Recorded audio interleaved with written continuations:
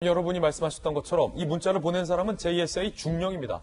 현역 중령이 청와대 안보실 차장에게 문자를 보낸 건데 정경두 국방장관은 북한으로의 추방 여부를 까마득해 모르고 있었다는 겁니다. 들어보시죠. 북한 주민 2명을 북측으로 송환 예정인 사실 알고 계시죠? 예, 언론을 통해서 확인했습니다. 장관님이 언론을 통해서 확인했습니까? 예, 저희가 군사작전 한 이후의 상황에 대해서는 제가 별도 보고받은 바가 없습니다. 국방부 장관이 사실을 보고받거나 전혀 다른 지역에 우리 전혀 모르고 있다는 건 이해가 되지 않습니다.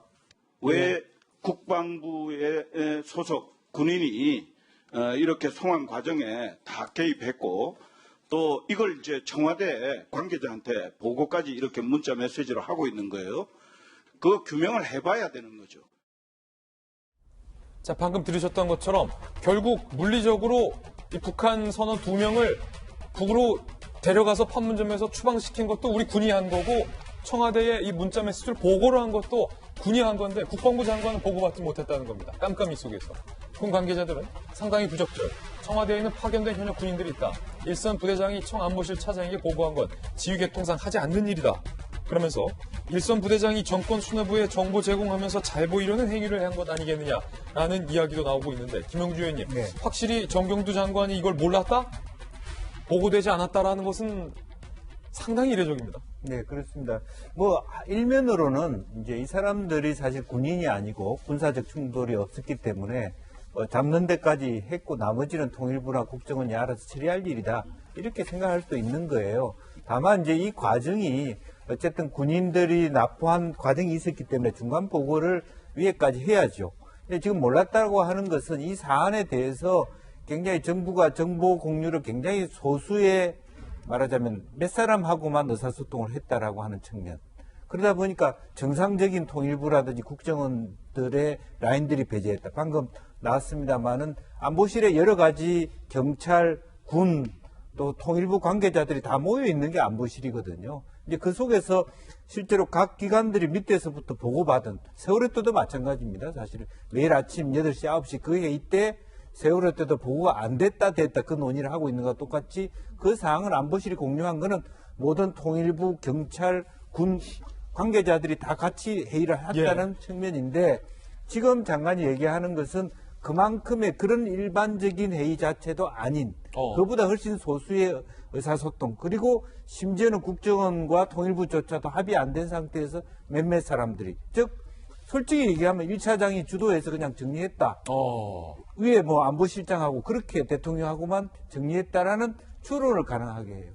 그러다 보니까 상황이 급박하니까 JS에 있는 대령이 중령과 대령이 사실은 안보실 차장 밑에 있는 군 관계자를 통해서 차장한테 보고해야 되는데 그 과정을 아예 없애버린 거죠. 물론 역으로 보면 사실은 6참 차장을 했고 8사단장을 했기 때문에 안보실 차장이요. 군인 출신이기 때문에 자기 후배라서 그 사람이 라인을 대기 위해서 그랬을 수도 있어요. 그렇지만 지금 현재의 상황을 종합해 봤을 때는 매우 급하게 소수 사람의 의사만 가지고 정리하려 했다.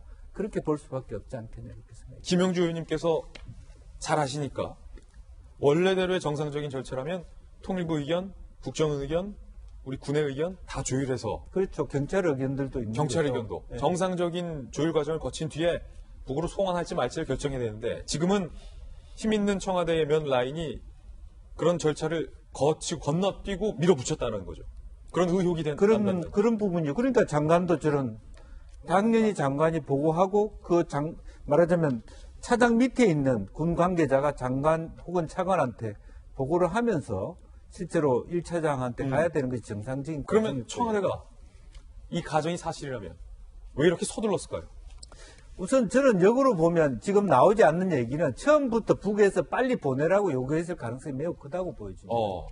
사실은 우연히 우리가 안첩보에 의해서 우리가 말하자면 잡아와서 조사하다 보니까 흉악범이라서 보냈다가 아니라 처음부터 북에서 사실은 빨리 잡아가지고 빨리 북으로 보내라는 요구를 했고 최근에 정부가 한미 합동훈련이라든지 금강산 문제 그리고 연말이 가기 전에 뭔가 북미 정상회담이나 이런 것들을 좀 해야 되는 조급증으로 인해서 다른 과정을 생략시키고 아무 문제 없이 북의 조건 요구에 맞춰 주려고 하다 보니까 이런 과정이 나오지 않았느냐. 그렇지 않았다면 5일 동안 밝히지 않았다든지 혹은 국정원과 통일부가 조율을 추구한다는 건 뭡니까?